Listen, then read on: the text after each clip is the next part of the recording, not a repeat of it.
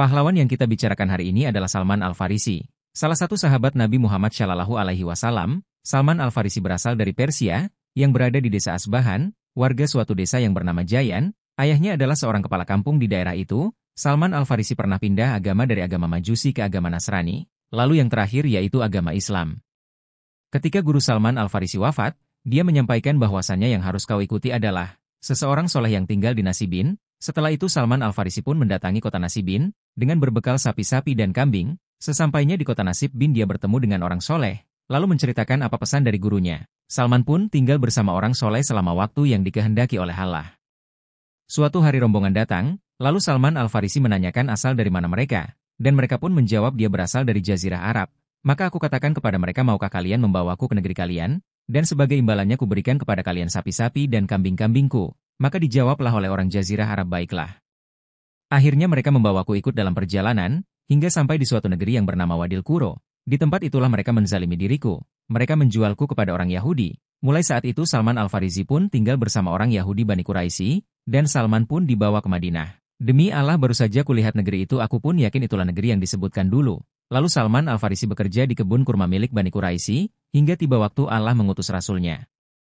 Lalu hijrah ke Madinah dan singgah di Bani Amr bin Auf di Kuba.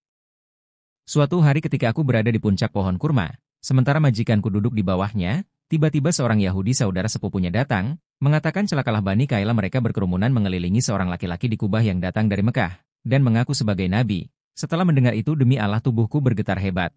Seketika mendengar ucapan orang itu, hingga pohon kurma itu bagai mengguncang dan hampir saja jatuh mengenai majikanku. Lalu segeralah turun sahabat Al-Farisi dan bertanya kepada orang itu tadi, apakah benar ucapanmu? Lalu majikanku mengangkat tangan, lalu meninjuku sekuatnya dan membentak, apa urusanmu dengan ini? Kembalilah bekerja. Aku pun kembali bekerja. Setelah hari petang aku mengumpulkan segala yang ada padaku, lalu keluar untuk menemui Rasulullah di Kuba. Aku menjumpai beliau ketika sedang duduk bersama beberapa orang anggota rombongan. Lalu berkata kepadanya, tuan-tuan adalah perantauan yang sedang dalam kebutuhan. Kebetulan Salman Al-Farisi ini mempunyai persediaan makanan yang banyak. Kulihatkan untukku, sedekahkan. Setelah mendengar keadaan tuan-tuan, aku berpikir bahwa tuan-tuanlah yang layak menerimanya, dan makanan itu kubawa ke sini. Aku pun meletakkan makanan itu di hadapan beliau. Rasulullah pun bersabda, makanlah dengan menyebut nama Allah, sabda Rasulullah kepada para sahabatnya, tetapi beliau tidak mengulurkan tangannya untuk menjamah makanan itu. Aku berkata dalam hati, demi Allah inilah satu dari tanda-tanda ia tidak mau memakan harta sedekah. Setelah aku pulang dan keesokan harinya aku kembali menemui Rasulullah sambil membawa makanan. Aku berkata kepadanya, aku melihat Tuan tidak sulit memakan sedekah, tetapi aku mempunyai sesuatu yang ingin kuserahkan kepada Tuan sebagai hadiah. Kemudian aku meletakkan makanan itu di hadapan beliau. Lalu beliau berkata, makanlah dengan menyebut nama Allah, sabda beliau kepada sahabat, dan beliau pun turut makan bersama mereka. Aku kembali berbisik dalam hati, demi Allah inilah tanda kedua bahwa ia bersedia menerima hadiah. Setelah itu aku pulang dan tinggal di tempatku beberapa lama. Kemudian aku pergi lagi mencari Rasulullah Shallallahu Alaihi Wasallam dan berjumpa di Baqi. Saat sedang mengiringi jenazah dan dikelilingi oleh sahabat-sahabatnya, beliau pada waktu itu memakai 2 lembar kain lebar, dan yang satu dipakainya untuk sarung. Pada saat itu aku ingin duduk bersama Rasulullah untuk memastikan ia benar-benar utusan Allah, dan salah satu tanda kenabian Nabi Muhammad adalah di pundaknya. Ketika itu Salman Al-Farisi pun mensejajarkan tubuhnya di samping Rasulullah, dan ingin melihat pundaknya ada tanda kenabiannya. Rasulullah pun memahami apa yang dipikirkan Salman tersebut. Lalu Rasulullah pun memperlihatkan tanda kenabiannya, dan disitulah Salman Al-Farisi memeluk Rasulullah. Dan dia mengatakan bahwa aku ingin ikut bersamamu masuk dalam agamamu. Setelah itu Salman Al-Farisi pun masuk ke dalam agama Rasulullah Shallallahu Alaihi Wasallam. Yang ditakutkan adalah tentang perbudakannya dan mengatakan kepada Rasulullah, Rasulullah pun menyuruh sahabat untuk membantu Salman, sehingga kamu bisa bebas dengan perbudakanmu. Seketika itu pun Salman Al-Farisi ditebus oleh para sahabat-sahabatnya kemajikannya, agar dia bebas dari perbudakannya. Setelah bebas, Salman Al-Farisi pun pergi mengikuti Rasulullah berdakwah.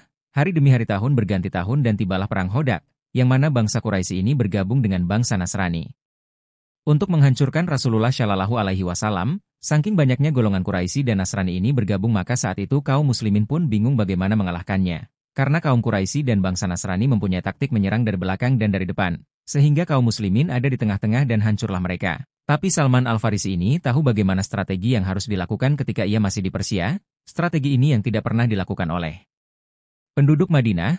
Seketika itu pun Salman Al-Farisi meminta izin kepada Rasulullah untuk memberi masukan agar membuat parit untuk mengelabui pasukan Quraisy dan Nasrani. Setelah itu terjadilah perang Hodak yang mana Pasukan Quraisy ini tidak bisa melihat kaum muslimin padahal kaum muslimin itu ada di daerah sekitar situ. Mereka hanya melihat parit-parit kecil. Setelah beberapa hari, kaum Quraisy dan Nasrani mencari kaum muslimin dan tidak ada hasil, maka mereka menunggu di perkemahan saja. Sampai Allah Subhanahu wa Ta'ala mengusir mereka dengan angin yang sangat kencang, sehingga membuat tenda-tenda orang Quraisy porak-poranda. Dan pada saat itulah orang Quraisy pulang ke tempatnya, dengan pertolongan Allah Subhanahu wa Ta'ala maka kaum muslimin dinyatakan menang. Setelah itu kaum muslimin semakin banyak maka tidak lupa pun Sayyidina Ali memberi julukan kepada Salman Al-Farisi, yaitu Luqmanul Hakim, orang yang berasal dari kami dan kembali kepada kami.